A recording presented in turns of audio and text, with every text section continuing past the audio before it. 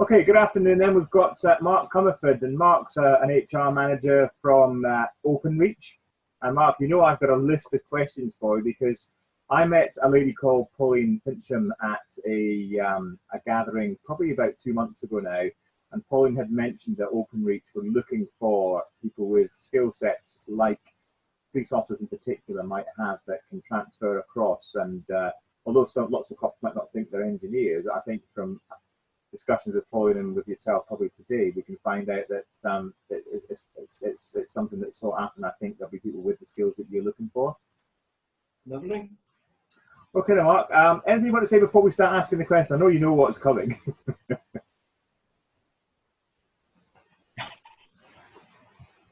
No, well, I could just say that you don't need experience. I know that's one of the questions you're probably going to ask me, but Yeah. You don't need experience at all. We're training people, so Okay. I think I just lost a bit of connection there, but I do. You know what I mean? That's okay, and we can always at the very end, Mark. I'll always, if I think we've missed anything, I can recover it. So leave that piece to me. So just in terms of the roles then and locations for the Openreach roles, can you expand a little bit more on that for us? Yeah, I've got 3,600 vacancies across the country, from up to the Highlands and Islands in Scotland. So I've got various locations. There isn't many locations I haven't got roles for. Like I said, we're recruiting 3,600, and I've still got 2,300 to recruit. There is three major roles that are actually I'm recruiting for. Service delivery, customer service engineers, and these are the ones that go into customers' premises and businesses, providing telecommunication, fibre, broadband, and all the telecommunications end. And then I've also got fibre and network delivery, which there's two roles in there. I've got the infrastructure team that actually provides all the infrastructure across the country, putting the cables, putting the poles, and the cabinets, all that kind of infrastructure. And then I've also got an element which deals with the major businesses, the business delivery part of that. And they are extending the fibre and the copper to major businesses. So those are the roles I've got within Openreach. Okay, and are the roles, are they all full-time roles? Oh yes, they're all full-time roles. Once you've been accepted, you'll get a full-time contract from straight away. You're working 37.5 hours as rostered hours, and your core days are Monday to Sunday. However, Sunday is an overtime day if you work that day, and the range of hours are from 7 o'clock in the morning to 9 o'clock at night. But that is the ranges. Most of them start at 8 o'clock, and I'm on 5-day week, which are about 4, and 4-day week people, which are on 8 till 6 o'clock. So I don't know the roster patterns really. Okay, and they sound like they're engineering type roles there, Mark. I mean, how in depth in terms of engineering experience do applicants need to do this then? Well, they don't have to have any engineering experience, to be honest. We will train all applicants to actually full great training practice. So there is no experience required. We actually this year we've had cooks, we've had military people, we've had teachers, we've had various career change people. So don't worry that you think you've never done any engineering work before. That is not an issue for us. As long as you've got the right attitude, that's all we need. Okay. We'll train the rest. That sounds good. That sounds very interesting then. So in terms of the training then, Mark, how long does the training take, and if you're able to elaborate about what that training is, that might be useful. Yeah, they initially start about 10 to 12 weeks of training, and that is a combination of some of our training centres, which are scattered around the country, and so there'll be a certain amount of in the training colleges. They'll also do on the site things, so they'll go out with an experienced engineer called buddies who will actually pick up a lot of the on-site training as well. So it's a combination of both really. You know, there's online and there's in colleges, our colleges, and also on the actual job itself. Okay, I think it's one of my later questions, Mark, but I remember asking, do applicants need to be away from home for any length of time if it's 10 or 12 week training then? Yeah, they will need to be away from home, to be honest. They'll be away for, well, they'll definitely have away from home time. When they're actually buddying, they will be in their local area. So when they're doing buddying on site, it will be in their local area. However, the training facilities we've got, we supply, we will pay for all the travel arrangements, we pay for all the accommodation, we pay for all the food. So there will be, in the early period, there will be some weeks away from home, Monday to Friday normally. And like I said, we do pay for all the expenses. Oh, that sounds very good then. And again, probably similar, Mark. You may or may not know, but it's similar in terms of how the policing world would work as well. They would pay those kind of travel and subsistence costs to which you mentioned. So that won't be anything new for certainly for police officers anyway. From that side of it. Qualifications then, Mark. I mean, do the cops need any qualifications to be able to come into Openreach? No, we don't ask for any qualifications, to be honest, but the process is that they would have to do some online tests first. So there'll be a situation strength test, there'll be a video interview, and if you're successful on those online tests, you'd actually be invited to an assessment centre where you would have a face-to-face interview. You would do some skills for using some of our block terminals. So you'd be instructed how to use those, and then you would actually do maths and English online tests with you. So that we need to have a certain level, because they will be doing also part of the training. They'll also do an MVQ2 qualification, so that's what they'll get as well.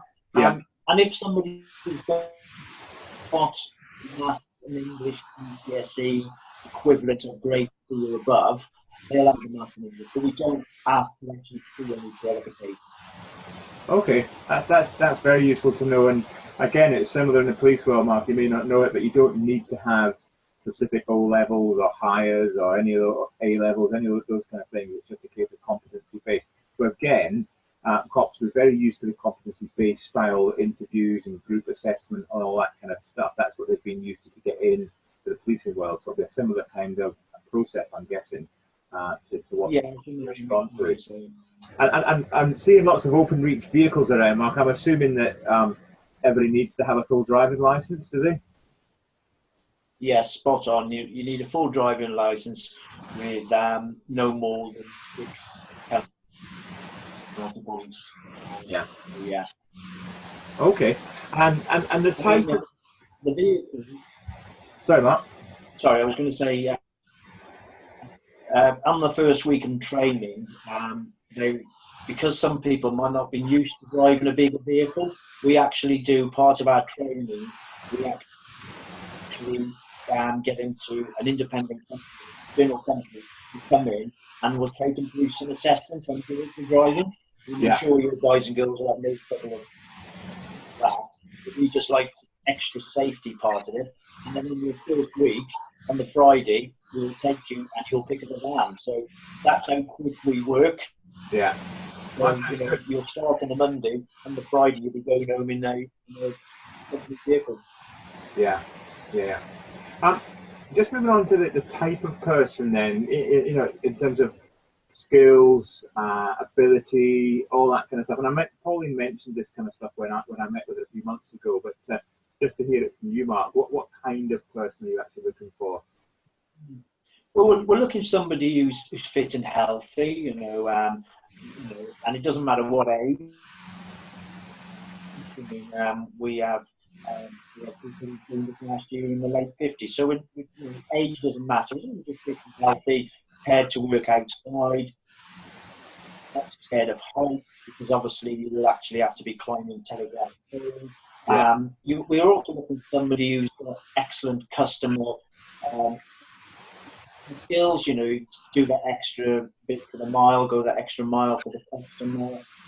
Likes problem solving, because as you can imagine, there will be jobs that they'll have to do problem solving on, and continue Openreach's success, and also be excellent ambassadors for Openreach. When these individuals and these Openreach engineers, they are excellent ambassadors.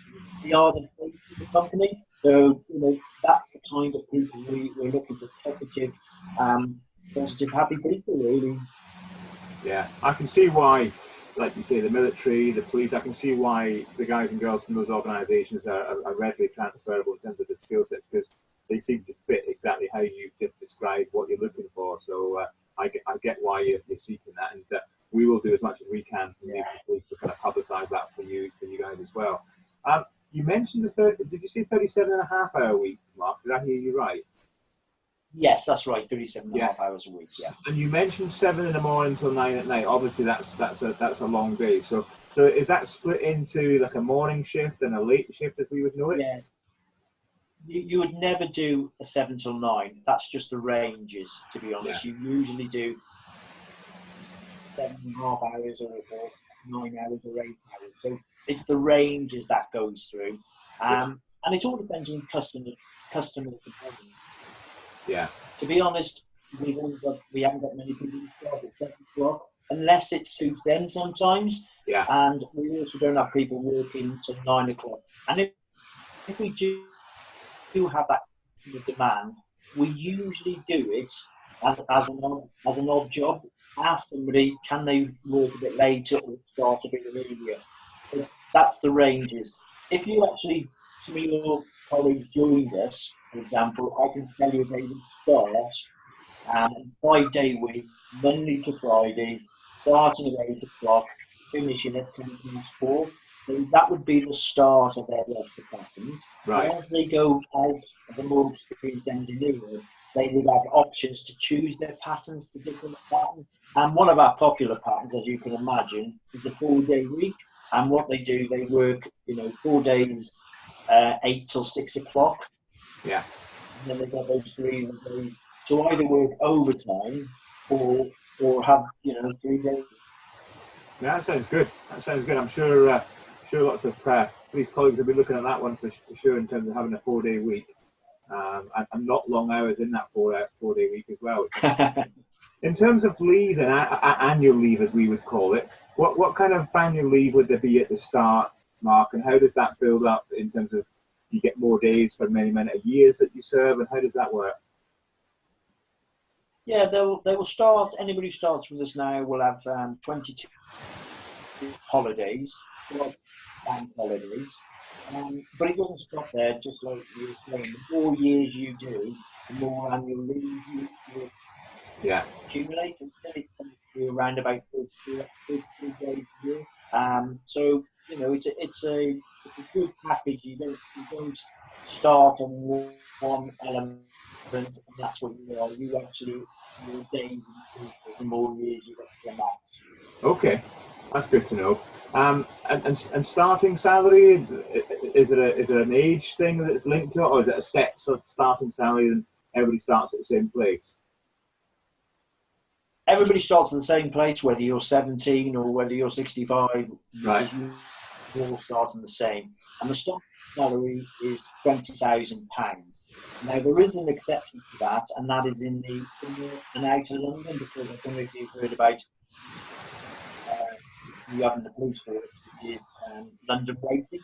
Yeah, we give London rating for people who work in the inner London would get. Right, yeah. So we give an extra 3,380 for inner London, and an extra 1,670 for outer London. and there is some in the Highlands and Islands, which we give an extra for the Highlands and Islands. So if some of your colleagues are actually in inner London or out of London, all the salary I'll be talking about, you can add that 3,380, or you can add that 1,670 onto the total. So this is going to be quite a long answer, sorry, Rob. That's fine, Mark. So how do you great career pathway for our engineers? Lots of businesses,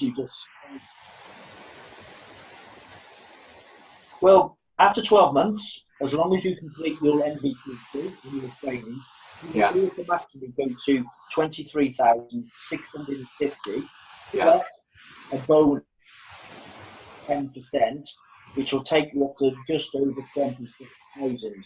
And obviously, if you're in inner London, you can add the part on there. So after 12 months, you've got a big increase. And also, you've got the opportunity to work overtime. We've got lots of orders, which is fantastic to be. But it doesn't just stop there, because the more skills you get, this is a job that we need to do more diagnostic skills, or some more repair skills, some underground skills. We actually pay more for those. We recognise that you're a higher skilled person. You can move to as an advanced engineer, which you're on 26,562, which again, the same bonus. So you're well over 29,000 on that one. So the career path will go over. And we've got a new role that we've just started, which is a senior engineer role. They start on 30,000 plus a 10% bonus, so they're on 33,000. And so again, we've got lots of, finally, lots of specialist engineers who are our coaches, people who allocate the work. These are specialist coaches. Some of those are on 40 plus £80. So it's a great career pathway. If you wanted to stay as an engineer, you've got great opportunity. Also, I don't know if you know, but 2 years ago we recruited 1,000 people. Last year, 1,800. This year, 3,600. It gives a lot of opportunities for the managers, because it's not just put all those people on training. So if somebody has got aspirations of going into management, there's also lots of opportunities there. There's a lady last year who actually started with it. She came out of an apprenticeship and she finished, so she the manager role straight away. That sounds good, Mark. What other benefits are there, apart from the financial ones? Are there any other benefits, like pension, and I'm just trying to think where the ones there would be? Travel? Yeah, there's loads of benefits, to be honest, and well, a couple of big ones straight away is you get free broadband. Wow. You get DT TV. I know it's a big one. We love it. I mean, I don't know if you know the sport. I watched the Champions League yesterday, and it's fantastic. So there's those. If you like those, if you know what amateur broadband costs, it's a fantastic factor there. You will automatically go into our pension scheme. It's a good pension scheme. You have got the option to actually opt out if you want to. You'll automatically put in, but you can opt out. So you've got the pension scheme. You've also got opportunity to buy shares at a rate of what the market value was at a certain time, and then you can buy them as little as £5 a month, for example, up to £300 a month, and then at the end of that term, over 3 years or 5 years, for example, we say to you, what do you want to do with the shares? The shares, or do you want the cash instead? Because as you know, shares do go up and down, so you can either take the cash out, and it's a great way of saving money. We've also got things like a range of salary sacrifices, where you can actually buy extra leave if you want to, and also childcare vouchers. You have to get a reduced rate. Lots of other parts. And also because we're a massive organisation of 30,000 plus, we've got something that we call business. You get a weekly email where other businesses say to us, have some of my insurance and we'll give you 10% discount. And they don't bombard you with emails. We just send a site and you can go on the one site and see them all listed. I mean, to be honest, I can even go for pictures 55% cheaper. So there's lots of benefits, and I just named a few there, to be honest. Sounds good, Mark. Hey, you've got me interested now. In terms of tools and equipment, then, Mark, because again, you see these vans, and I'm sure there's all sorts in the vans, but tools and equipment, you have to buy any yourself? Is it all supplied, insured, all that kind of stuff?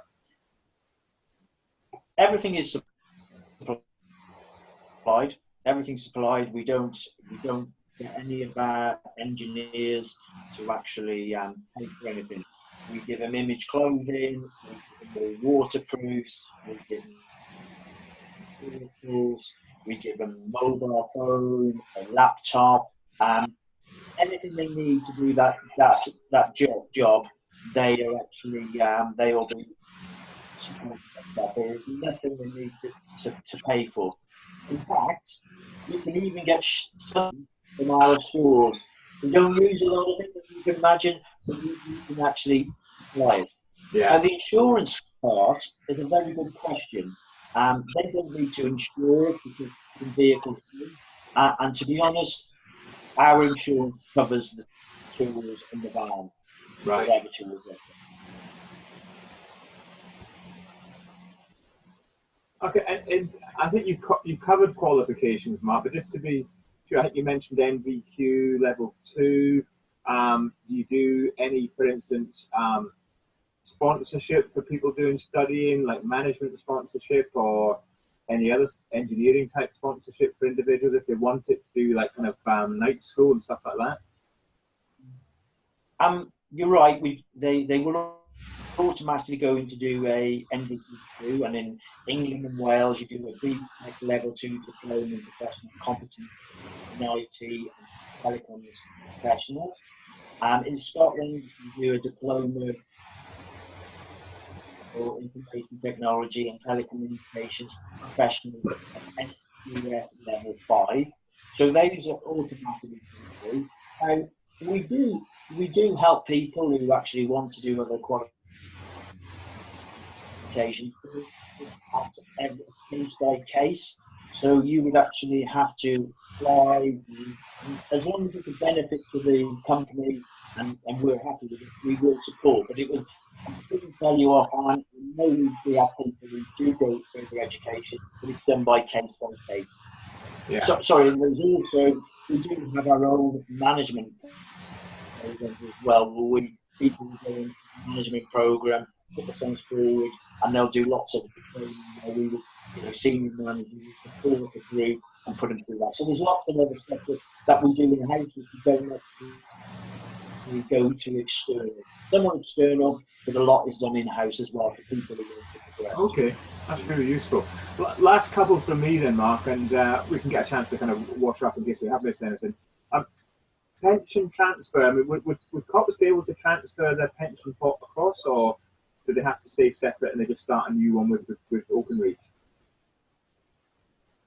They'd have to start a new one with us. I've actually, I know that we used to do it, but they would have 2 pensions or around the pensions. And we've got lots of people who do that. We've got lots of military, we've got lots of police who've actually got. Yeah, that seems to be the norm. At most jobs now, it's a case of you start a new pension pot and then freeze the other one and take it when you're 50 or 60 or whatever it might be. And you mentioned taking on 59-year-olds, I think it was. Is there a retirement age with Openreach? No, there's no retirement age. Okay. We used to years ago. We finish at 60, but now, there's no retirement age. Whether you carry on doing the work, and that's fine. Yeah. We did, last year I think we took on some 56, 57 years. We're not criminals in the pool. It's a great job. you know, so Yeah. why not? Yeah. Matt, I finished my row of questions, and just for clarity, I'm just thinking, if I'm a cop and I've only done maybe 2 or 3 years and realise it's maybe not the job I thought it was, but actually, having listened to this conversation and read up about Openreach, I'm really, really intrigued as to whether it's for me. Did you mention at the beginning of our interview there's a test where we would know whether you're competent enough to do the engineering side? Yeah, we do something that we start off with because you know we get lots of applicants, you know, as you would imagine, Yeah. because it's a great company, and so I'm really proud that we get so many applicants. So the first part of it, you have what we call a disqualification question. Can you drive? Do you know it's an outdoor job? Yeah. You know it's climbing. So they're like disqualifications to see straight away if the job's for you. Then you do something like a situation test where it kind of asks you whether you are suitable for us and we're suitable for you. And those kind of questions are, you know, are you customer focused? Are you flexible? Are you a team player? So there's various questions where you would actually put in a scenario and then say, how would you react to this scenario? Yeah. So I'm sure your people would find that quite easy because very much customer focused, very much work in a team. You know, so those kind of questions I think would be suited. And then, which is a new thing we've done over the last 12 months or so, is a video interview. And to be honest, that's like me and you talking now. It can be quite daunting. You actually click on a button and then you see your face in it, and there's a few questions you're given. Now, my advice on that, when you did that, do your research like you were doing a face to face. Because what would somebody ask you if you were going to join the police for Openreach? You know, what are your skills? Why do you want the role? So it's not rocket science questions. So that kind of assesses you that this is the job for you and we're for you. So there's a few online, and then you go to the assessment centre where you have 2 interviews, 2 short interviews because you've already done the online activities, and it'll be, are you suitable for the role? So we'll talk about your suitability, and then are you capable in the role? So there's 2 interviews on 1 30, 1 50, and then we just see if you've got any, you know, if you're able to use tools and you follow instructions. So we give them an instructions on and like 3 or 4 of our terminals, show them how it's done. There's a guide there as well, and see if somebody can follow instructions and see if you've got the dexterity. And then finally, well, it might not be in this order anyway, but you do maths and English, and it's a fantastic system that actually evaluates you.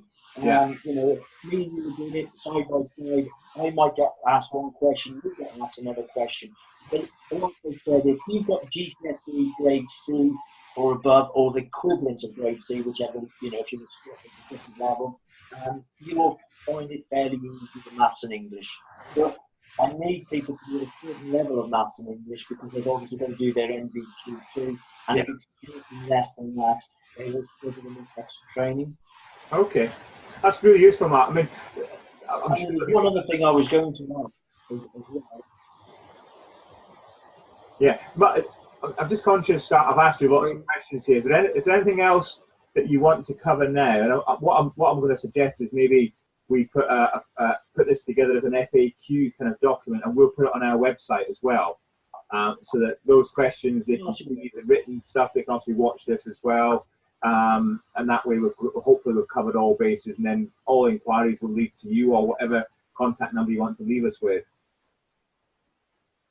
Yeah, there's one thing I would like to say is one thing I think we've covered most things, so thank you for that.